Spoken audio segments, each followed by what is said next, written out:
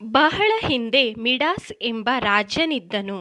ಅವರು ದೇಶದಲ್ಲೇ ಅತ್ಯಂತ ಶ್ರೀಮಂತ ವ್ಯಕ್ತಿಯಾಗಿದ್ದರು. ಆದರೂ ಅವರು ಇನ್ನೂ ಶ್ರೀಮಂತನಾಗಲು ಬಯಸಿದರು. ಅವನು ಬೇರೆ ಎಲ್ಲಕ್ಕಿಂತಲೂ ಚಿನ್ನವನ್ನು ಹೆಚ್ಚಾಗಿ ಪ್ರೀತಿಸುತ್ತಿದ್ದನು. ವಾಸ್ತವಿಕವಾಗಿ ಹೇಳಬೇಕೆಂದರೆ ತನ್ನ ಸ್ವಂತ ಮಗಳು ಮೇರಿಗೋಲ್ಡ್ಗಿಂತಲೂ ಹೆಚ್ಚಾಗಿ ಚಿನ್ನವನ್ನು ಪ್ರೀತಿಸುತ್ತಿದ್ದರು. ಆದರೆ ಮೇರಿಗೋಲ್ಡ್ ತನ್ನ ತಂದೆಯ ಪ್ರೀತಿಗಾಗಿ ನಿರಂತರವಾಗಿ ಹಾತೊರೆಯುತ್ತಿದ್ದಳು. ಹೀಗೆ ಒಂದು ದಿನ ಅವಳು ದೇವರಿಗೆ ಪ್ರಾರ್ಥನೆ ಮಾಡುತ್ತಾ ದೂರು ನೀಡಿದಳು. ಆದ್ದರಿಂದ ದೇವರು ಆ ದುರಾಸೆಯ ತಂದೆಗೆ ಪಾಠವನ್ನು ಕಲಿಸಲು ಯೋಚಿಸಿದನು. ಅವನು ರಾಜನ ಮುಂದೆ ಪ್ರತ್ಯಕ್ಷನಾದನು.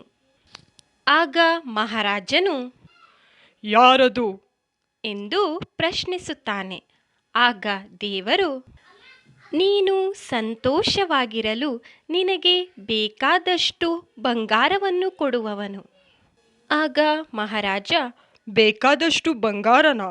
ಯಾರು ಯಾವಾಗಲೂ ಬೇಕಾದಷ್ಟು ಬಂಗಾರವನ್ನು ಹೊಂದಿರುವುದಿಲ್ಲ.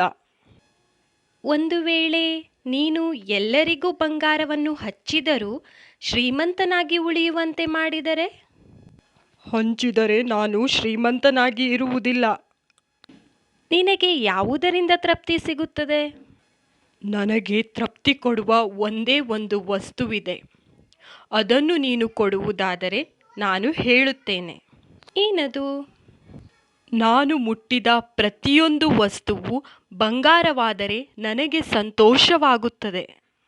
ದೇವರು ಅವನ ಮಾತು ಕೇಳಿ ಅವನ ತಲೆಯ ಮೇಲೆ ಕೈಯಿಟ್ಟು ಆಶೀರ್ವದಿಸುತ್ತಾನೆ.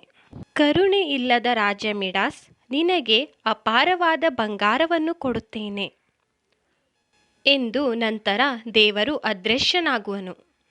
ಆಗ ಮಿಡಾಸ್, ನಾನು ಕನಸು ಕಾಣುತ್ತಿರಬಹುದು, ಬಹಳ ಸಮಯ ಇಲ್ಲೇ ಇದ್ದೇನಲ್ಲ ಎನ್ನುತ್ತಾ ಕೊಠಡಿಯ ಮೆಟ್ಟಲು ಏರುತ್ತಾ ಕಾಲು ಜಾರಿ ತನ್ನ ಬಂಗಾರದ ಕೊಠಡಿಯಿಂದ ಆಚೆ ಬಿದ್ದನು.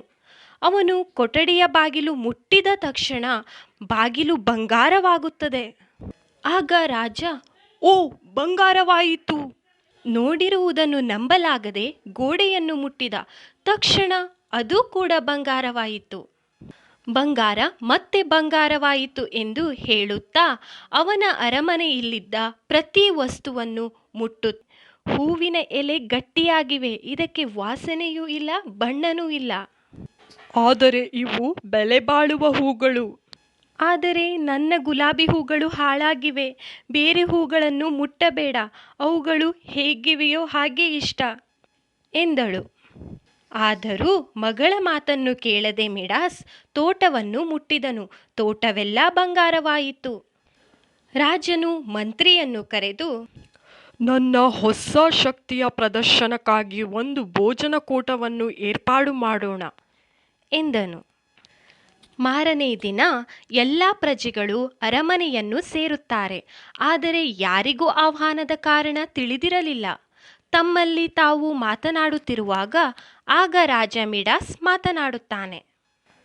ನಾನು ನಿಮಗೆ ಒಂದು ವಿಷಯವನ್ನು ಹೇಳಬೇಕು ಎಂದು ಒಂದು ಮಣ್ಣಿನ ಪಾತ್ರೆಯನ್ನು ಮುಟ್ಟಿದ. ಆ ಕೂಡಲೇ ಅದು ಬಂಗಾರವಾಗುತ್ತದೆ. ಇದನ್ನು ನೋಡಿ ಎಲ್ಲ ಪ್ರಜೆಗಳು ಆಶ್ಚರ್ಯಚಕಿತರಾದರು. ಕಣ್ಣ ಮುಂದೆ ಎಲ್ಲ ಮಣ್ಣಿನ ಪಾತ್ರೆಗಳು ಬಂಗಾರವಾದದ್ದನ್ನು ನೋಡಿ ಆಶ್ಚರ್ಯಪಟ್ಟರು. ಎಲ್ಲ ಪ್ರಜೆಗಳು ಹೋಗುವವರೆಗೂ ರಾಜ ತನ್ನ ಶಕ್ತಿಯ ಬಗ್ಗೆ ಹೊಗಳಿಕೊಳ್ಳುತ್ತಾ ಇರುತ್ತಾನೆ. ಇದೆಲ್ಲ ಮುಗಿದ ನಂತರ ಹಸಿವು ನೀರಡಿಕೆಯಿಂದ ನರಳಿದ ರಾಜನು ನೀರು ಕುಡಿಯಲು ಲೋಟವನ್ನು ತೆಗೆದುಕೊಂಡ. ನೀರು ಕುಡಿಯಲು ಹೋದಾಗ ತುಟಿ ತಾಗಿ ನೀರು ಬಂಗಾರವಾಗುತ್ತದೆ. ರಾಜನು ಹೆದರುತ್ತಾನೆ. ಭಯದಿಂದ ರೊಟ್ಟಿಯನ್ನು ಮುಟ್ಟಿದಾಗ ಅದು ಕೂಡ ಬಂಗಾರವಾಗುತ್ತದೆ. ಆಗ ಮಗಳು ಮೇರಿಗೋಲ್ಡ್ ತಂದೆಯ ಮುಖದಲ್ಲಿ ಭಯವನ್ನು ನೋಡುತ್ತಾಳೆ. ಅಪ್ಪ, ಏನಾಯಿತು ಎಂದು ರಾಜನ ಬಳಿ ಓಡಿ ಬಂದಳು. ರಾಜ ತಡೆಯುವಷ್ಟರಲ್ಲಿ ಅವಳನ್ನು ಮುಟ್ಟಿದನು. ತಕ್ಷಣ ಬಂಗಾರವಾಗುತ್ತಾಳೆ. ಆಗ ರಾಜ, ಅಯ್ಯೋ, ನಾನು ಎಂಥ ತಪ್ಪು ಮಾಡಿದೆ! ಈ ವರವು ನನಗೆ ಶಾಪವಾಗಿದೆ. ದೇವರೇ, ನನಗೆ ಕರುಣೆ ತೋರಿಸು. ದೇವರು ಮತ್ತೆ ಅವನ ಮುಂದೆ ಪ್ರತ್ಯಕ್ಷನಾಗುತ್ತಾನೆ. ನಾನು ಒಂದು ವೇಳೆ ನಿನ್ನ ಮೇಲೆ ಕರುಣೆ ತೋರಿಸಿದರೆ ಏನು ಮಾಡುತ್ತೀಯಾ ಮಿಡಾಸ್? ನಾನು ನನ್ನ ಖಜಾನೆಯ ಸಂಪತ್ತನ್ನು ಬಡವರಿಗೆ ಹಚ್ಚುತ್ತೇನೆ. ಬಂಗಾರಕ್ಕಿಂತಲೂ ನನಗೆ ನನ್ನ ಮಗಳೇ ಮುಖ್ಯ. ತಿನ್ನುವುದು ಕುಡಿಯುವುದಕ್ಕಿಂತಲೂ ನನಗೆ ಬಂಗಾರ ಹೆಚ್ಚಲ್ಲ. ನಿನ್ನ ಅಹಂಕಾರ ಎಲ್ಲ ಹೋಯಿತು, ನಿನಗೆ ಬುದ್ಧಿ ಬಂದಿತು. ಶಾಪ ಹೋಗಲು ತೋಟದ ಹಿಂದಿನ ನದಿಗೆ ಹೋಗಿ ಸ್ನಾನ ಮಾಡು. ಮಿಡಾಸ್ ನದಿಯಲ್ಲಿ ಸ್ನಾನ ಮಾಡಲು ಹೋದಾಗ ಬಂಗಾರದ ಕೊಳೆಗಳನ್ನು ನೀರು ಶುದ್ಧ ಮಾಡಿತು.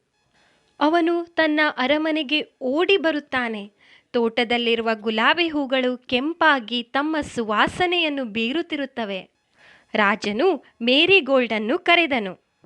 ಮೇರಿಗೋಲ್ಡ್ ಓಡಿ ಬಂದು ತನ್ನ ತಂದೆಯನ್ನು ತಬ್ಬಿಕೊಳ್ಳುತ್ತಾಳೆ.